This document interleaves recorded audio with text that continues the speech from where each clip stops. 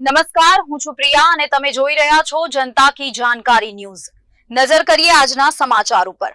રાધનપુરમાં ગેબીબેન ઠાકોરના અધ્યક્ષ સ્થાને નવનિયુક્ત સરપંચોનો કાર્યક્રમ અભિવાદન।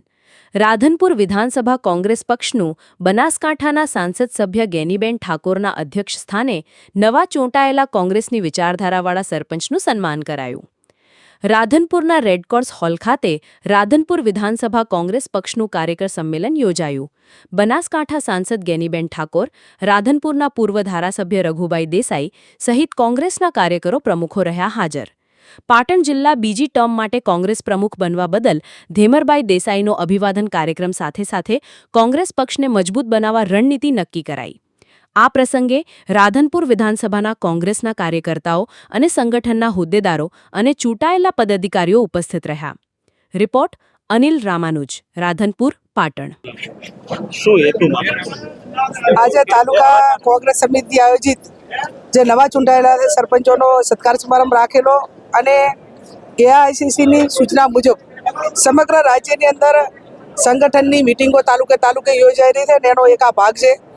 આવનાર સમયની અંદર જિલ્લા પંચાયત, તાલુકા પંચાયતની ચૂંટણી હોય, 2027 વિધાનસભાની ચૂંટણી હોય તો તમામ કાર્યકરો હળીમળીને ભાઈચારાની ભાવનાથી કામ કરે અને ક્યાંક સંગઠનમાં ફેરફાર કરવાની જરૂર જણાય તો નીચેથી જે કાર્યકરો સૂચન કરે, તાલુકાનું સંગઠન હોય, જિલ્લાનું હોય, વિવિધ સેલના હોદ્દેદારો હોય તો આવનાર સમયની અંદર આ 3 કે 4 મહિના એ સમગ્ર રાજ્યની અંદર કોંગ્રેસ પાર્ટીનું એ સંગઠનનું હોદ્દેદારો નીમવા માટેનું અને એના નીચે બૂથ લેવલ સુધીનું કામ કરવા માટેની એક આ પ્રક્રિયા છે અને એના ભાગરૂપે આજે મીટિંગ આજે રાધનપુર નગરપાલિકામાં માત્ર કોંગ્રેસના 2 નગર છે તો એમની પણ ગેરહાજરી અને ક્યાંક શ્રેષ્ઠ કોંગ્રેસના આગેવાનોની પણ ગેરહાજરી। હું માનું છું ત્યાં સુધી કોઈ વ્યક્તિગત કામ માટે ગયા હોય અને કઈ ગયા હોય તો કોંગ્રેસ પાર્ટીની ડેમોક્રેસી લોકશાહીને માનવાવાળી છે। ચૂંટાયેલ કોંગ્રેસ વિચાર શ્રેણીવાળા સરપંચોનું સન્માન સાથે કોંગ્રેસને આવનારી તાલુકા પંચાયત, જિલ્લા પંચાયત મજબૂત કરવા માટેના રણનીતિની મિટિંગ અને જિલ્લા કોંગ્રેસ પ્રમુખનું સત્કાર અને સન્માન સમારંભ, શું કહેવા માંગો? હાલની જે પરિસ્થિતિ ગુજરાતની છે, પ્રજા ત્રાહિમામ છે, સરકારે કશું જ કર્યું નથી। ગ્રામ પંચાયતની ચૂંટણીમાં 80% સરપંચો આખા ગુજરાતમાં આજે કોંગ્રેસના ચૂંટાયા છે। જે પરિસ્થિતિ આજે ગામડાની છે, રોડ રસ્તા તૂટી ગયા, કરોડો રૂપિયાનો ભ્રષ્ટાચાર તાલુકા પંચાયત, જિલ્લા પંચાયત, નગરપાલિકાઓમાં ભાજપ કરી રહી છે।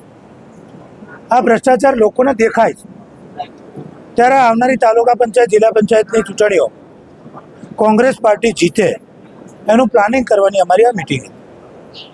અમારા પ્રભારી માન્ય જ્ઞાનીબેન સાંસદશ્રી બનાસકાંઠા જે પ્રભારી છે અને ગુજરાતના અમારા નેતા તરીકે બેને હાજરી આપીને જે સૂચનો આપ્યા એ સૂચનો પ્રમાણે આગળમાં કઈ રીતે ચૂંટણી લડવી, કઈ રીતે પ્લાનિંગ કરવું અને એ રીતે તાલુકા પંચાયત, જિલ્લા પંચાયત કોંગ્રેસ